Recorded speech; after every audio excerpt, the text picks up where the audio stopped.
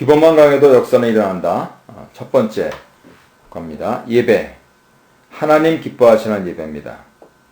교회를 다니기 시작하면 제일 먼저 예배를 드리죠. 초신자들은 좀 당황하실 텐데요. 익숙하지 않은데 뭔가를 사람들이 배우고요. 그리고 노래를 하는데 모르기는 그러한 노래들 하고요. 그러나 예배는 참 느낌이 좋습니다. 그래서 우리가 천천히 적응해 나가는 것이죠. 간혹 가다가 찬송이나 설교를 통해서 감동을 받기도 합니다. 그래서 예배에 대해서 제대로 알고 또 예배를 제대로 드리는 그러한 마음을 갖는 것이 중요하지요. 세 가지로 이렇게 정리를 해보았습니다. 첫 번째, 예배 받으실 분은 오직 하나님이시다라는 것입니다. 사실 교회 오래 다니다 보면은요, 영광도 받고 칭찬도 듣고 싶습니다. 그렇지만 우리가 교회에 다니는 목적은 하나님께 예배 드리는 데 있습니다. 그리고 그 예배를 받으실 분은 오직 하나님이십니다. 우리가 예배를 통해서 배우는 것은 나는 겸손하고 그리고 오직 하나님만 영광 받으신다 하는 것이죠. 그리고 예배를 드리다 보면은 방해가 되기도 합니다. 좀 주일날 같은 때 식구들끼리 말다툼할 수도 있고요. 또 예배 시간에 무슨 얘기를 기억하기도 하고 또 무슨 단어를 들으면서 잡념도 들고 또 나는 가만히 있는데 친구들이 잡담을 하는 경우도 있습니다. 혹은 일주일이 너무 피곤해가지고 참 집중하기 어려울 때가 있지요. 그럼에도 불구하고요. 예배 집중을 방해하는 것들은 빨리 제거하는 것이 좋습니다. 왜냐고요? 하나님께 예배하는 것이기 때문이지요. 하나님께 집중한다. 내가 아무리 힘들고 피곤해도 높은 분한테 가면은 정신 바짝 차려야 하는 것이죠. 그래서 예배는 하나님께 드리는 것이다 라고 하는 것 꼭 기억해야겠습니다. 두 번째로 최소한 두 가지 소통이 일어나야 됩니다. 우리가 예배당에서 빼놓지 않고 보는 것이 바로 십자가지요. 하나님과 우리 사이에 그러한 영적인 소통. 이것이 있어야 됩니다. 수직적인 소통이지요. 그래서 예배를 통해서 하나님과 우리 사이의 관계가 제대로 확립되는 그 소통이 정말로 중요한 것입니다. 창조주 하나님, 구속주 하나님, 심판주 하나님과 피조물로서 구원받은 하나님 자녀로서 그리고 억만 죄 가운데 시달리던 그러한 자로서 하나님께서 나를 구하셔서 이 자리에 있다 라고 하는 그 사실 자체로 감사를 해야 하는 것이죠. 또한 형제들, 이웃들 뿐만 아니고 나아가 지금 세대와 다음 세대의 소통이 일어나야 됩니다. 만약에 형제와 이웃만을 생각한다면 세대가 지나고 나면은 외면받는 예배가 될 수가 있지요. 그래서 성인들이 편하도록 우리 2세들은 혹은 영어권은 제외놓는 그러한 예배가 아니고 다 함께 예배 드릴 수 있는 한 지붕 안에서 한 예배를 드릴 수 있는 그러한 소통을 마련하는데 최선을 다해야겠습니다. 세 번째로 성경에서 하나님 기뻐하시는 예배에 대해서 말씀하고 있는 내용들 꼭 기억하셔야 되겠습니다. 먼저 요한복음 4장 24절 보시면은요. 하나님은 영이시니 예배하는 자가 영과 진리로 예배할지니라 이렇게 되어 있습니다. 예수님께서 그 앞서 23절에서 하나님께 참되게 예배하는 자들은 영과 진리로 예배할 때가 오나니 곧 이때라. 아버지께서는 자기에게 이렇게 예배하는 자들을 찾으시느니라 말씀을 하시고, 하나님은 영이시니 예배하는 자가 영과 진리로 예배할지니라 라고 말씀을 하시는 것이죠. 여러 가지 다양한 해석을 할 수 있겠지만 우리 진리 되신 예수님을 기억하자면, 하나님은 영이시니 예배하는 자가 성령과 진리로, 예배하는 자가 성령과 예수로. 누구께 얘기합니까? 아버지 하나님이 영이시기 때문에 아버지 하나님께 예배하는 자들은 예수와 성령으로 예배를 드린다 라고 하는 것을 요한복음 4장에서 말씀을 하시고 있는 것입니다. 이어서 로마서 12장 1절 2절을 보시면 이렇게 되어 있습니다. 그러므로 형제들아, 내가 하나님의 모든 자비하심으로 너희를 권하노니 너희 몸을 하나님이 기뻐하시는 거룩한 산 제물로 드리라. 이는 너희가 드릴 영적 예배니라. 너희는 이 세대를 본받지 말고 오직 마음을 새롭게 함으로 변화를 받아 하나님의 선하시고 기뻐하시고 온전하신 뜻이 무엇인지 분별하도록 하라 말씀하십니다. 몸을 드리는 것이 거룩한 산제물이고 영적 예배다. 마음을 새롭게 함으로 변화를 받는 것이 영적 예배다.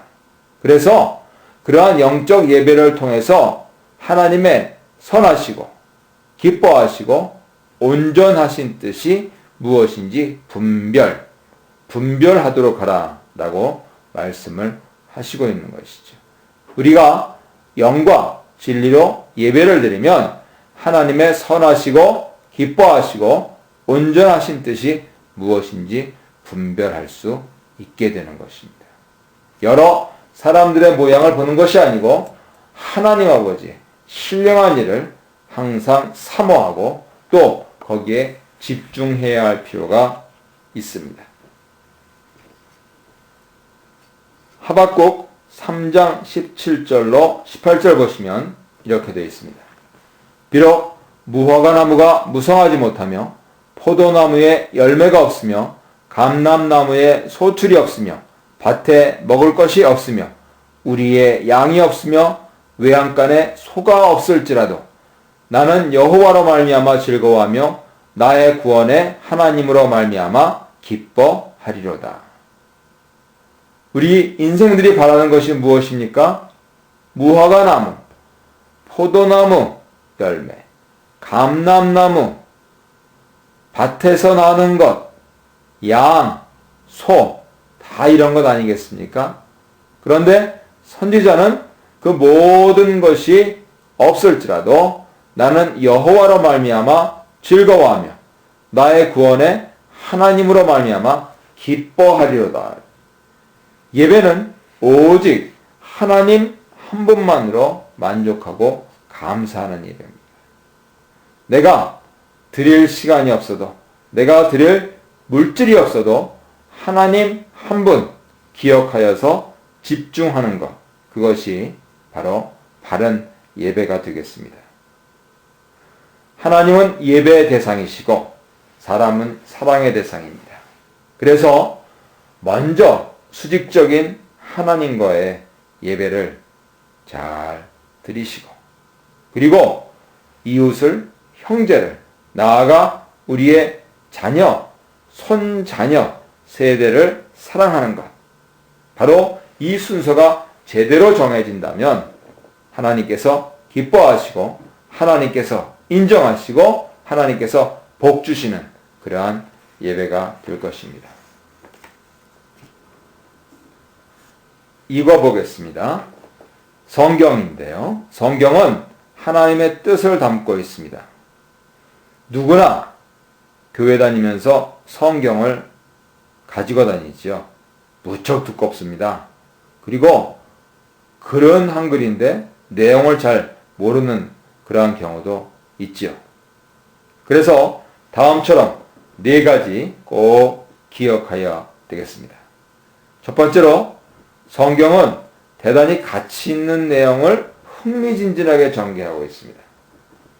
지금 우리는 교리적으로 내용들을 배우고 있는데요. 실제적으로 이것을 도구로 하여서 성경 이야기 속으로 들어가야지 되는 겁니다. 성경이 말씀하시는 그 말씀의 틀, 그것이 성경 이야기지요. 얼마나 흥미진진한지 모릅니다. 이 두꺼운 책을 하나님께서는 구약, 신약으로 대별하시고 구약에 39, 신약에 27, 도합 66권으로 우리에게 주셨습니다. 조금 기억을 돕기 위해서 힌트를 드리면은 구약은 39니까 3 곱하기 9 해서 신약은 27, 그래서 39, 27 이렇게 기억하시면 되겠습니다. 성경 언어는 크게 세 가지 정도 말씀드릴 수 있겠습니다. 구약은 주로 히브리어로 쓰여졌고요. 신약은 주로 시장 그리스어, 보통 일반 대중들이 썼던 그리스어죠. 상급, 상류층 그리스어가 아니고요. 그리고 신구약 성경 중에서 일부분은 아람어로 그렇게 쓰였습니다. 그래서 성경을 연구하시는 학자들은 이러한 내용들을 잘 공부하시죠. 성경은 약 1600년 동안 40여 명의 저자들에 의해서 쓰여졌습니다. 그런데 매우 특징적인 것이 하나님과 예수님에 대해서 일관적입니다. 그렇기 때문에 우리는 성경을 쓰신 분이 하나님 아버지시다, 하나님이시다 라고 하는 것을 믿습니다. 나아가 인류에게 남겨진 모든 문서 가운데서, 책 가운데서 가장 사본이 많은 것, 가장 증거 자료가 많이 있는 것, 그것이 바로 성경입니다. 유명한 헤로도토스의 역사, 조그만 자료만 남아있는 것이죠. 하지만 성경 자료는 엄청납니다. 그래서 하나님께서 인류에게 주신 복된 책이다 라고 말씀드릴 수 있겠습니다. 두 번째로 성경 말씀은 하나님 감동으로 된 것입니다. 하나님의 영이 감동하셔서 성경이 기록되었고 하나님이 영이 감동하셔서 우리가 성경을 펴고 하나님 영이 감동하셔서 우리가 성경을 깨닫습니다. 이에 대해서 사도 바울은 그의 제자인 디모데에게 보내는 두 번째 편지 디모데후서 3장 15절로 17절에서 이렇게 전하여 주고 있습니다. 또 어려서부터 성경을 알았나니 누가 그랬습니까? 디모데가 그랬다는 거죠. 그리고 우리가 그렇습니다. 성경은 능히 너로 하여금 그리스도 예수 안에 있는 믿음으로 말미암아 구원에 이르는 지혜가 있게 하니라. 모든 성경은 하나님의 감동으로 된 것으로 교훈과 책망과 바르게 함과 의로 교육하기에 유익하니 이는 하나님의 사람으로 온전하게 하며 모든 선한 일을 행할 능력을 갖추게 하려 함이라. 어려서부터 안 성경은 우리에게 믿음을 선물로 주시고 구원에 이르는 지혜가 결과되게 하시는 것이죠. 그것을 통해서 평생을 살면서 교훈, 책망, 바르게 함, 의로 교육해서 결국 하나님의 사람이 되게 하시는 것이죠. 바로 하나님의 사람이 온전하게 하시는 것이죠.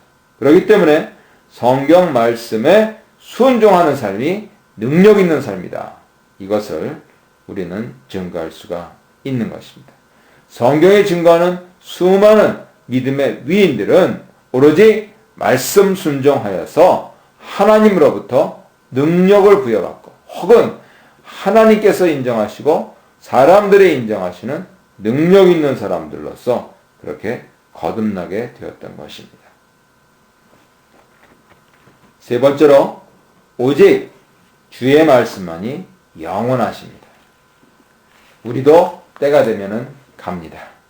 하지만 하나님 말씀은 영원토록 남아 있습니다. 언제요? 바로 천국에 이르기까지.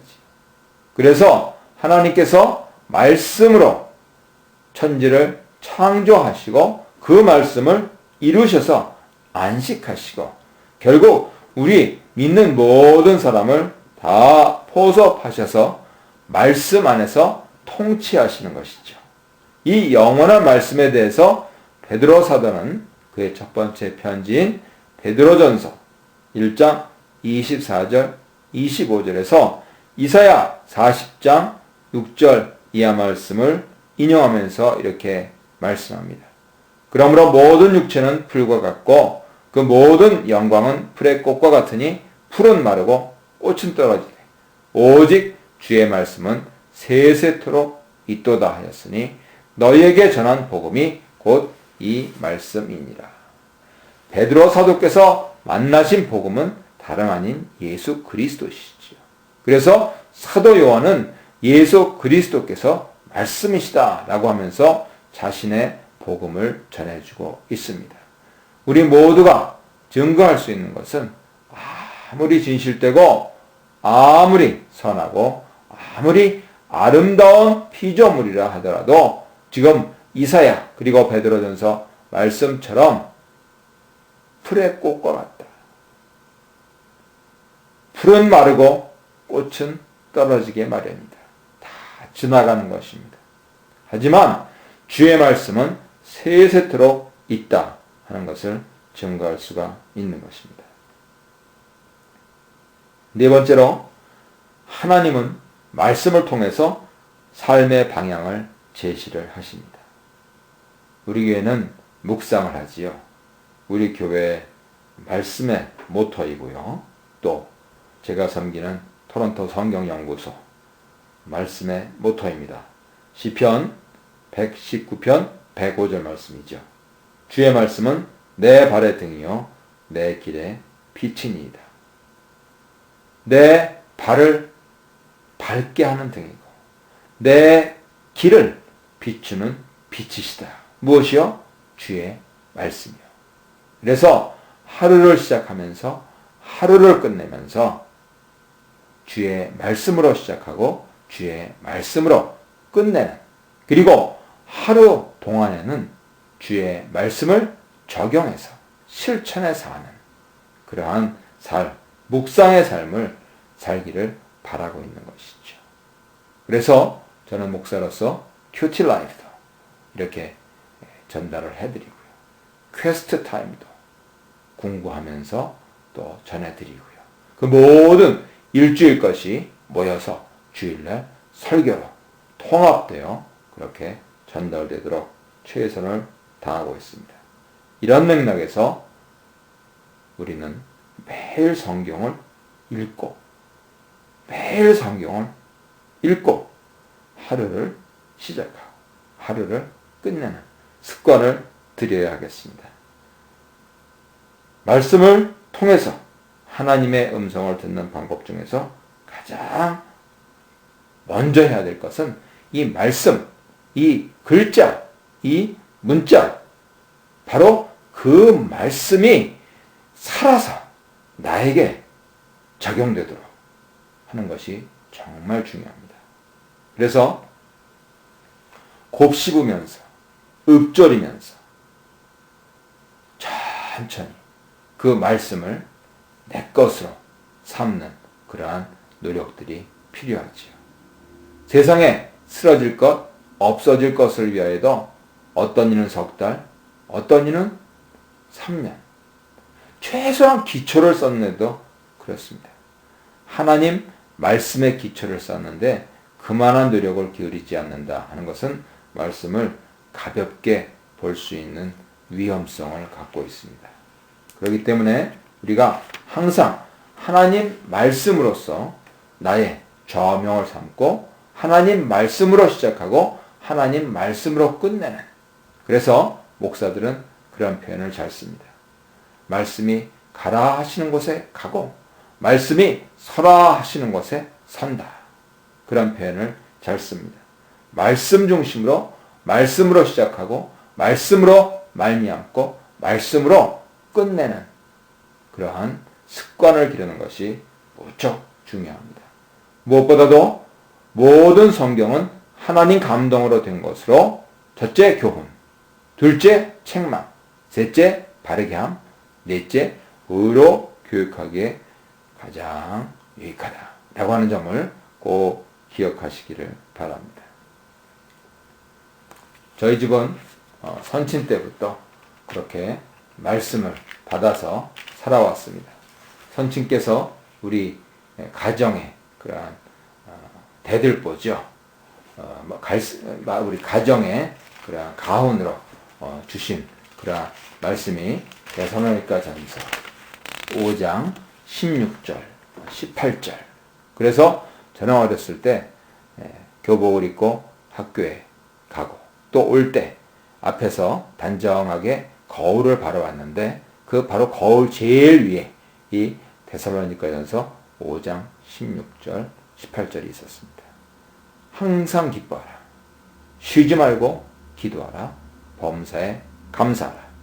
이것이 그리스도 예수 안에서 너희를 향하신 하나님의 뜻이니라. 바로 이 말씀을 가운으로 저명으로 삼고 또 앞서 말씀드린 대로 시편 119편 5절 말씀을 모토로 하여서 성경 중심으로 성경이 말씀하시는 대로 그렇게 최선을 다해서 살아가고 있습니다. 세 번째, 찬송에 대해서 생각해 보겠습니다. 찬송은 양으로 해야 됩니다. 찬송은요, 많이 불러야 됩니다. 교회 찬송은요, 의외로 쉽습니다. 그리고 반복적으로 1절, 2절, 3절, 4절, 5절 이렇게 나가기 때문에요. 우리가 시간을 들이면 누구든지 하실 수가 있습니다. 간혹 가다가 어려운 곡들이 있고 또 연세 드신 분들 가운데서는 요즘 새로운 곡들이 목가춤 마디가 많이 있어서 박자를 놓치시는 경우들이 있는데요. 젊은 시절에 유명한 가수 노래 따라 하려고 기울이셨던 그런 노력의 절반 정도만 하셔도 충분히 하실 수 있습니다. 따라 부르다 보면 익숙해지시는 것, 그것이 찬송입니다. 찬송에 대해서 6가지 정도 정리해서 말씀을 드리겠습니다. 찬송가에 있는 곡을 찬송이라고 부르는데 찬송가라고 하죠. 다음과 같이 내용을 분류할 수가 있습니다. 신앙을 고백하고요. 기도와 결단을 하고요. 경배와 찬양을 하고요. 말씀과 계시의 선포를 하고요. 그 외 절기 찬송으로 그렇게 나눌 수가 있습니다. 지금 우리가 가지고 있는 찬송가를 보시면 앞에 5페이지, 6페이지 제목을 분류해 놓고 있습니다. 1장부터 62장까지는 예배 찬송입니다. 예배는 송영, 경배, 찬양, 주일, 봉헌, 예배 마침, 아침과 저녁 이렇게 되어 있습니다. 63장부터 79장까지는 성부 하나님을 찬양하는 것이죠. 창조주와 섭리 이렇게 나눠져 있습니다. 80장부터 181장까지는 성자 하나님을 찬송하는 겁니다. 예수 그리스도, 구주 강림, 성탄, 주현, 생애, 종려주일, 고난, 부활, 재림 이렇게 나눠져 있습니다. 182장부터 197장까지는 성령 하나님을 찬양하는 것입니다. 성령 강림, 은사 이렇게 나눠져 있습니다. 198장부터 206장까지는 성경에 대한 찬송입니다. 207장부터 223장까지는 교회에 대한 찬송인데요. 하나님 나라, 헌신과 봉사, 성도의 교제 이렇게 나눠져 있습니다. 224장부터 233장까지는 성례에 대한 찬송으로 세례, 성천 이렇게 나눠져 있습니다. 234장부터 249장까지는 천국에 대한 찬송입니다. 250장부터 289장까지는 구원에 대한 찬송이고요. 회개와 용서, 거듭남, 거룩한 생활 이렇게 나눠져 있습니다. 290장부터 494장까지는 그리스도의 삶에 대한 찬송입니다.